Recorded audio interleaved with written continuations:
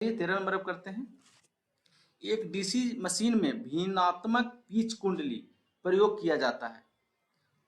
ठीक है, पिच कुंडली भिन्नात्मक कहने का मतलब हुआ कि जैसे डीसी जनरेटर का जब आप वाइंडिंग पढ़ेंगे तो उसमें जो पिच कुंडली जो होता है, क्वाइल जो रखा जाता है, और जो बाइंडिंग किया जाता है दो प्रकार से, फुल पिच बाइंडिंग किया जाता है, एक शॉर्ट पिच बाइंडिंग किया जाता है। तो शॉर्ट पिच, फुल पिच तो बेहतर होता है, सबसे ज्यादा ईएमएफ उसमें होता है, लेकिन कुछ पिच को क्या होता है, शॉर्ट पिच रखा जाता है, कम पे रखा जाता है। वो इसका रीजन ये है कि इसमें जो ताम्र हानि को कम किया करने के लिए, ताम्र हानि को कम करने के लिए, और कॉपर का पैसा जो बताना है, ताम्र का लागत कम हो, कम हो। ये दो कारण है। एक तो तांबा का पैसा बचेगा, तांबा जो लग रहा था, मतलब जो बाइंडिंग का पैसा लग रहा था, वो भी क्योंकि कम दूरी तय करना पड़ेगा, उसका कम एरिया होगा, कम लंबाई का इस्तेमाल करना पड़ेगा।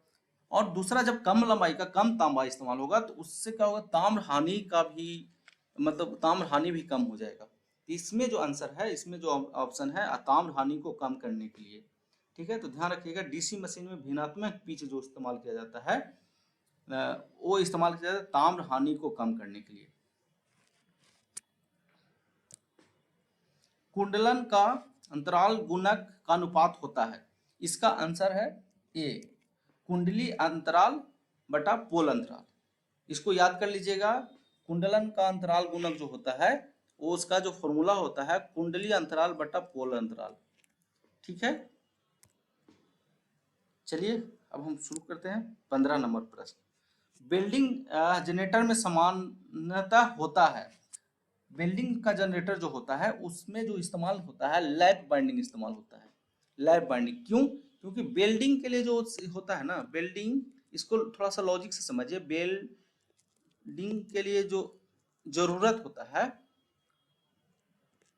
हाई करंट और लो वोल्टेज। अब ये कैसे समझेंगे? आप ऐसे समझ सकते हैं कि कभी भी आप वेल्डिंग का मशीन देखेंगे ना, आप कभी ऐसा जगह पे जाइए जहाँ पे वेल्डिंग किया जा रहा है, तो उसका आप देखिएगा जो तार इस्तेमाल किया जा रहा है, जो तार इस्तेमाल किया जाता है, वो काफी मोटा होता है। आप सोचिए कि लाइट के लिए बहुत 100-200 बल्ब जलाने के लिए पतला तार का घर में इस्तेमाल होता है, लेकिन जब वेल्डिंग इस्तेमाल किया जाता है तो उसमें काफी मोटा इस्तेमाल किया जाता है। क्या क्या रीजन? उसका लॉजिक यही है, उसमें जो करंट का जरूरत होता है ना, काफी ज्यादा होता है। करंट का फ्लो का जरूरत होता है, वो काफी ज्यादा होता है। तो करंट का फ्लो का जरूरत ज्यादा होगा तो वहां वोल्टेज को क्या रखा जाएगा, कम रखा जाएगा। ठीक है, तो बिल्डिंग के लिए जो जरूरत है, हाई करंट और लो वोल्टेज। ठीक है, एक आंसर ये भी कभी कभी ये भी पूछता है कि बिल्डिंग के लिए हाई करंट लो वोल्टेज का जरूरत होता है। ठीक है, दूसरा यह है कि एक चीज आप समझिए कि लैप बाइंडिंग जब इस्तेमाल किया जाता है, लैप बाइंडिंग जब इस्तेमाल किया जाता है ना, उस बाइंडिंग में जो होता है ना, हाई करंट होता है और लो वोल्टेज होता है उत्पन्न, ईएमएफ जो उत्पन्न होता है, हाई करंट होता है और लो वोल्टेज होता है। इसलिए इसका जो आंसर होगा ना, वो होगा ए। ठीक है, क्योंकि लैप बिल्डिंग के लिए जरूरत क्या है, हाई करंट लो वोल्टेज, और लैप बाइंडिंग में होता है high current low voltage. Wave binding में क्या होता है, हाई वोल्टेज लो करंट। तो हमारा यहाँ पे जो आंसर है ना, लैप बाइंडिंग होगा, क्योंकि हमारा रिक्वायरमेंट ही है हाई करंट लो वोल्टेज। ठीक है, अब नेक्स्ट देखते हैं 16 नंबर। एक 4 पोल डीसी जनित्र 1500 आरपीएम पर चलता है और आर्मेचर में धारा की आवृत्ति है। मतलब ये बोल रहा है कि 4 पोल का कोई डीसी जनरेटर है, उसका जो स्पीड है 1500 आरपीएम है, तो आर्मेचर में धारा की आवृत्ति क्या होगा?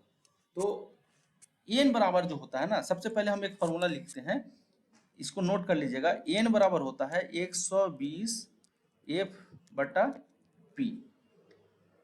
ये आपको अल्टरनेटर में भी इस्तेमाल होगा फॉर्मूला, और यही फॉर्मूला जो है आपका सिंक्रोनस मोटर में भी इस्तेमाल होगा, तो इसको भूलिएगा नहीं। एन बराबर जो होता है ना 120 एफ बाई पी। अब इसको हम क्या करते हैं, इस वैल्यू को पुट कर देते हैं, तो 1500 हो जाएगा यहाँ पे, क्योंकि स्पीड कितना है, 1500 है, और पोल की संख्या कितना है, पोल की संख्या 4 है। अब हमको निकालना क्या है, आवृत्ति मतलब फ्रीक्वेंसी। अब इसको हम ऐसे काट देते हैं। ठीक है,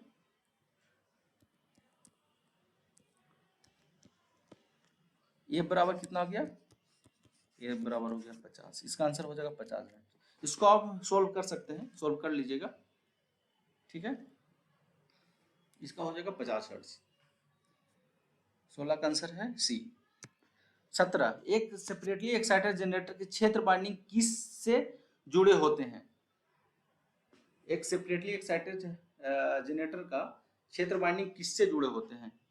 तो क्या होता है, स्रोत के साथ श्रृंखला में, बंद सर्किट से, खुले सर्किट, स्रोत के साथ श्रृंखला में। इसका आंसर होगा ए।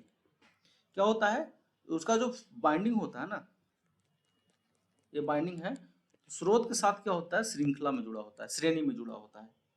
इसका आंसर है ए। अभी तो हम लोग यहाँ पर देख रहे थे इसको, इसका डिस्कशन भी कर रहे थे यहाँ पे, इसके बात कर रहे थे।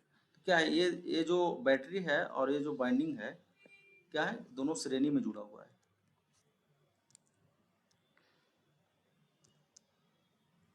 चलिए आगे देखते हैं। आगे है, दो डीसी जनित्र जिसके विशिष्ट गुण समान हैं, इन दोनों जनित्रों को समानांतर में चलाने के लिए कौन सी अवस्था आवश्यक है? तो इसका जो आंसर है ना, इसका आंसर है किलोवाट आउटपुट रेटिंग बराबर होनी चाहिए, प्रतिशत रेगुलेशन बराबर होनी चाहिए, नो लोड और फुल लोड पर स्पीड बराबर होनी चाहिए, वोल्टेज गिरने का विशिष्ट गुण बराबर होनी चाहिए। इसका जो आंसर है ना, इसका आंसर है बी, प्रतिशत रेगुलेशन बराबर होना चाहिए। प्रतिशत रेगुलेशन लिखा है, वोल्टेज रेगुलेशन बराबर होनी चाहिए, ठीक है। इसका जो अब सबसे बड़ा जो कंडीशन है ना, दो जनरेटर को अगर आपको पैरेलल करना है, तो सबसे जो इम्पोर्टेंट है 3-4 कंडीशन, लेकिन उसमें सबसे ज्यादा इम्पोर्टेंट ये है कि प्रतिशत, जो वोल्टेज रेगुलेशन का प्रतिशत है ना, वो दोनों का समान होना चाहिए, ठीक है। अगर समान नहीं है तो आप दोनों को जनरेटर को पैरेलल नहीं कर पाएंगे। तो इसका आंसर होगा बी। अब थोड़ा सा यहाँ पे समझ जाइए कि वोल्टेज रेगुलेशन का फॉर्मूला क्या होता है, थोड़ा सा ये अलग है, मतलब टॉपिक ही वोल्टेज रेगुलेशन का है, इसलिए हम सोच रहे हैं कि थोड़ा बता देते हैं। वोल्टेज रेगुलेशन बराबर जो होता है, voltage on no load N A minus voltage on full load बटा वोल्टेज इन फुल लोड गुने 100, क्योंकि प्रतिशत अगर है तो 100 से गुना होगा, प्रतिशत नहीं पूछ रहा है तो 100 से गुना नहीं होगा। ये आप फॉर्मूला को नोट कर सकते हैं, वोल्टेज रेगुलेशन का फॉर्मूला है, वोल्टेज रेगुलेशन का फॉर्मूला है, ठीक है। Voltage on no load minus voltage on full load बटा वोल्टेज ऑन फुल लोड गुने 100। चलिए अब नेक्स्ट देखते हैं 19 नंबर। आर्मेचर बाइंडिंग में निम्न में से कौन सा करंट होता है? इसका आंसर होगा केवल लोड धारा। आर्मेचर में केवल मैग्नेटाइजिंग धारा नहीं होता है, दी गई जानकारी निर्धारित नहीं कर सकते, ऐसा भी नहीं है, लोड धारा मैग्नेटिक धारा दोनों होता है। तो इसका आंसर है केवल लोड धारा, ठीक है। नेक्स्ट है 20 नंबर। कम्यूटेटर में प्रयुक्त विद्युतरोधी पदार्थ क्या है? अभ्रक, ठीक है। कम्यूटेटर में जो प्रयोग किया जाता है, जैसे कम्यूटेटर है और कम्यूटेटर ये ऐसे बना होता है, ऐसे,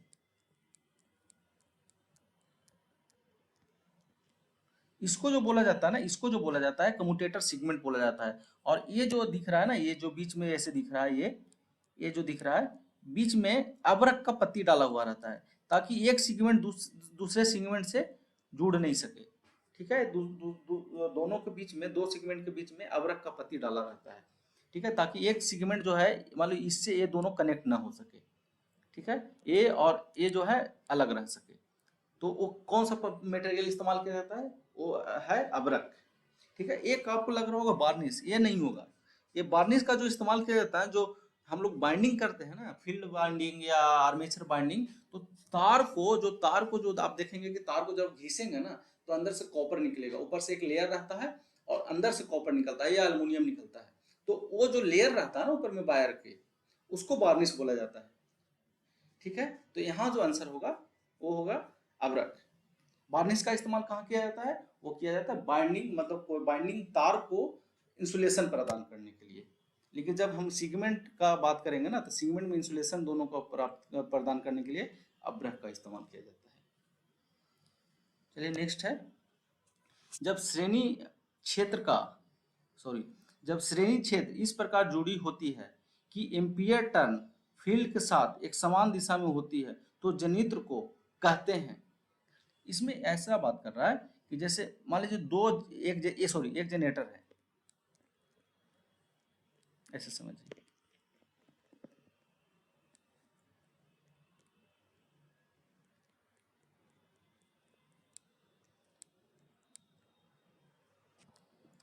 ठीक है, अब इसका बोल रहा है कि जैसे ये तो सबसे पहले क्या होगा, ये कंपाउंड जनरेटर हो गया, क्योंकि इस जनरेटर में दो फील्ड है, सन फील्ड भी है और सीरीज फील्ड भी है। तो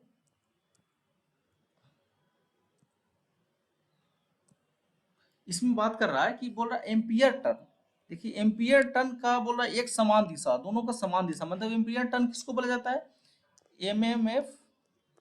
एमएमएफ को बोला जाता है, मैग्नेटोमोटिव फोर्स को एम्पियर टर्न बोला जाता है। एम्पियर टर्न बोला कि इसका जो एमएमएफ है और इसका जो एमएमएफ है, दोनों का डायरेक्शन सेम हो, दोनों का डायरेक्शन अगर सेम है, मान लीजिए इसका डायरेक्शन ऐसे है, इसका भी डायरेक्शन सेम, मतलब दोनों का डायरेक्शन अगर सेम है, तो ऐसे समझिए कि दोनों का डायरेक्शन, दोनों फील्ड का डायरेक्शन अगर सेम है, तो उसे जनरेटर को क्या बोला जाता है, कम्युलेटिव कंपाउंड। उसे जनरेटर को क्या बोला जाता है, कम्युलेटिव कंपाउंड। दोनों का अगर एम्पियर टर्न सेम है तो दोनों का फ्लक्स का डायरेक्शन सेम होगा, तो दोनों फील्ड का जिसका फ्लक्स का डायरेक्शन सेम होता है उसको कम्युलेटिव कंपाउंड बोला जाता है। इसलिए इसका आंसर होगा कम्युलेटिव कंपाउंड जनित्र। अगर दोनों का एमएमएफ का डायरेक्शन उल्टा होता तो वो हो जाता क्या, डिफरेंशियल कंपाउंड। लेकिन यहाँ हम बात करेंगे सिर्फ कम्युलेटिव कंपाउंड का, क्योंकि कंफ्यूजन नहीं हो रहा है। जब हम एक ही प्रश्न में 2-3 बात करेंगे ना, तो क्या होता है, स्टूडेंट कंफ्यूज होने लगते हैं। तो इसका जो आंसर होगा ना, कम्युलेटिव कंपाउंड। एक चीज हम बताना चाह रहे हैं इसमें कि आप इस वीडियो को बोधि टेक्निकल ऐप पे भी देख सकते हैं, यूट्यूब चैनल पे भी देख सकते हैं, और आप फेसबुक पेज पे भी देख सकते हैं। बोधि टेक्निकल ऐप करके फेसबुक पेज है, उस पर भी देख सकते हैं। ठीक है, ये तीनों जगह अवेलेबल है। और बोधि टेक्निकल ऐप पे आप जा करके इसका टेस्ट भी अटेम्प्ट कर सकते हैं। टोटल टेस्ट हमारा जो है चैप्टर वाइज बोधि टेक्निकल ऐप पे क्रिएट किया गया है, उसको आप अटेम्प्ट कर सकते हैं। उसके बाद अब इस सॉल्यूशन को देखेंगे तो ज़्यादा समझ में आएगा। पहले आप टेस्ट दे लीजिए। टेस्ट सिर्फ मात्र 9 रुपये में अवेलेबल है। ऐसे है सॉरी, आप इसको समझ सकते हैं कि वो जो टेस्ट है ना, टेस्ट है 49 रुपये का, लेकिन डिस्काउंट प्राइस जो है 29 है, और इसको जब 9 रुपये में दिया जा रहा है। अगर आप वेलकम 20 जब इस्तेमाल करेंगे, कोड को, ऐप को डाउनलोड करके जब आप वेलकम 20 कोड इस्तेमाल करेंगे, तो ये जो कोर्स है 29 से 20 रुपये डिस्काउंट में मिल जाएगा, आपको 9 रुपये में मिलेगा, जिसमें आपको 1000 MCQ टेस्ट है। ठीक है, 50 जो है MCQ प्रश्न है 1000, MCQ टेस्ट जो है 50 है, और उसका सॉल्यूशन है, जितना भी टेस्ट रहेगा 50-60 जो भी टेस्ट रहेगा उसको सॉल्यूशन आपको मिलने वाला है, सिर्फ कितना में, 9 रुपये में। तो आप जाकर के उस बोधि टेक्निकल ऐप पे इस टेस्ट को अटेम्प्ट कर सकते हैं। चलिए अब नेक्स्ट हम बात करते हैं। जांच से पता चला कि डीसी जनरेटर का कम्यूटेटर बुरी तरह से घिस गया है, रेगमाल प्रयोजन नहीं है, बेहतरीन तरीका क्या है। सबसे पहले समझना होगा रेगमाल क्या बात कर रहा है। रेगमाल एक पेपर होता है जिसको घिसने में काम लाया जाता है। जब हमारा डीसी कम्यूटेटर खराब हो जाता है ना, घिस जाता है ज़्यादा, तो उसको घिस करके, हल्का सा घिस करके उसको समतल किया जाता है ताकि ब्रश में स्पार्किंग नहीं हो। लेकिन अब ये बोल रहा है कि हमारा बुरी तरह से खराब हो गया है, घिस गया है। अब हम रेगमाल भी वहाँ इस्तेमाल नहीं कर पाएंगे, मतलब जो घिसने वाला पेपर था, जो श्रेष्ठ पेपर जिसको बोला जाता है, कहीं कहीं किसी किसी क्षेत्र में उसको श्रेष्ठ पेपर बोला जाता है, जिसमें देखिएगा बालू टाइप का जो है, रेत टाइप का लगा रहता है, और उसको जब घिसेंगे तो वो क्या करता है, मटेरियल को चिकना कर देता है। बोल रहा है कि वो भी प्रयोग नहीं कर सकते हैं, इसमें इतना घिस चुका है। तो बेहतरीन तरीका क्या है, तो इसका बेहतरीन तरीका है क्या है, कम्यूटेटर की बात कर रहे हैं ना, कम्यूटेटर को बदल दीजिए। इसका आंसर क्या होगा, सी, कम्यूटेटर को बदल दीजिए। ठीक है, हाँ एक चीज और है, थोड़ा सा इसमें एक चीज और ध्यान देने वाली बात है, कम्यूटेटर को बदलने से अच्छा हो तो आर्मेचर को बदल दीजिए। इसका आंसर इसलिए हो जाएगा, इसका आंसर हो जाएगा डी, क्योंकि कम्यूटेटर क्या होता है ना, कम्यूटेटर आर्मेचर में कंप्लीटली लगा हुआ होता है, ये ऐसे होता है।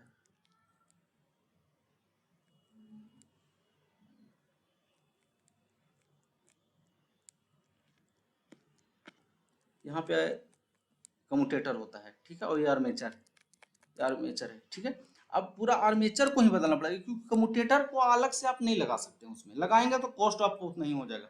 इसलिए सबसे बेहतर तरीका है कि आर्मेचर को बदलें। क्योंकि कम्यूटेटर खराब हो चुका है पूरी तरह से, कम्यूटेटर आप नया लगाएंगे कॉस्ट उतना ही आ जाएगा, इसलिए आप इसको, इसका आंसर होगा डी, आर्मेचर को बदल दें। चलिए 23 नंबर प्रश्न है, जिस विधि से डीसी जनित्र में विद्युत वाहक बल प्रेरित होता है वह कहलाती है, वो क्या कहलाती है? गतिज, गतिज प्रेरित विद्युत वाहक बल, उसको क्या बोलते हैं? गतिज प्रेरित विद्युत वाहक बल। क्यों? अब इसको समझिएगा कि गतिज प्रेरित विद्युत वाहक बल क्यों, स्थितिज प्रेरित विद्युत वाहक बल क्यों नहीं? उसमें तो नहीं होगा, रासायनिक नहीं होगा कि रासायनिक बैटरी में होता है, ये दोनों तो ऐसे ही कट गया इसमें। ठीक है, अब पता चला गतिज या स्थितिज, तो गतिज होगा क्योंकि इसका कंडीशन है ना, दो कंडीशन है, ध्यान रखिएगा। जैसे जैसे आप समझिए एक अल्टरनेटर है और एक डीसी जनरेटर है, इंड्यूस्ड ईएमएफ दोनों में है, दोनों में ईएमएफ उत्पन्न हो रहा है, लेकिन क्या हो रहा है ना, अल्टरनेटर में देखिएगा कि अल्टरनेटर में जो कंडक्टर इस्तेमाल किया जाता है वो स्टेटर में इस्तेमाल किया जाता है, और जो डीसी जनरेटर है उसमें जो कंडक्टर इस्तेमाल किया जाता है वो आर्मेचर में इस्तेमाल किया जाता है, बेसिकली रोटर में इस्तेमाल किया जाता है। मतलब इसमें जो होता है ना, डीसी जनहित्र में जो होता है, कंडक्टर रोटेट करता है, रोटेट करता है, और जब अल्टरनेटर की बात करते हैं, इसमें जो कंडक्टर जो होता है ना, स्थिर स्टेट रहता है, स्टेट मतलब स्थिर रहता है।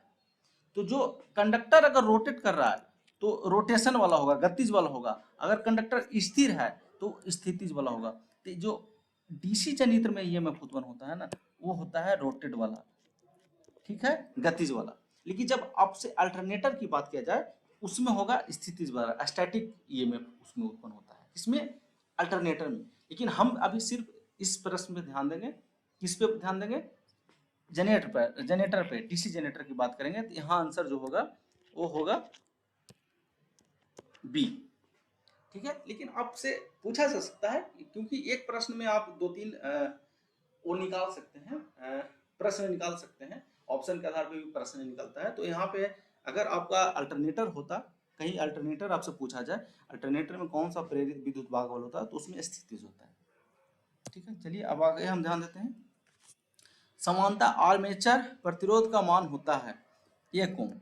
आर्मेचर का प्रतिरोध जो होता है ना 1 ओम होता है, या 1 ओम से कम होता है।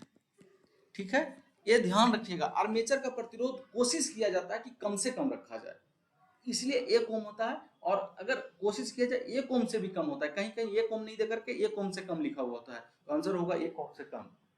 ठीक है, आर्मेचर का प्रतिरोध कोशिश किया जाता है कि कम से कम रखा जाए, देखिए इसलिए कॉपर का वाइंडिंग किया जाता है।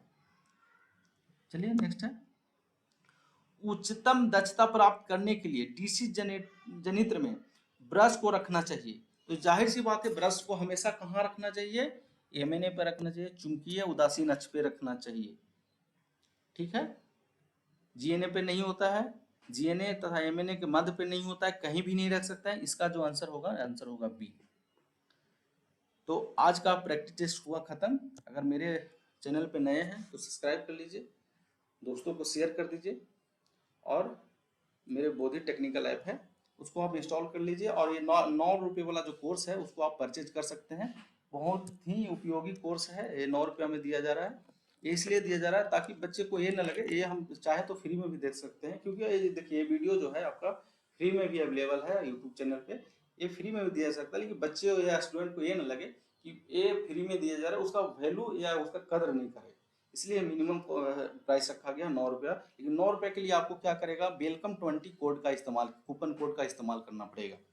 जब आप इसका इस्तेमाल नहीं करेंगे तो वो जो कोर्स है 29 में मिलेगा। कितना में मिलेगा? 29 में मिलेगा। जब ये आप वेलकम 20 लगा देंगे तो ये कोर्स आपको 9 में मिलेगा। तो चलिए आज हम वीडियो को स्टॉप करते हैं। Thank you.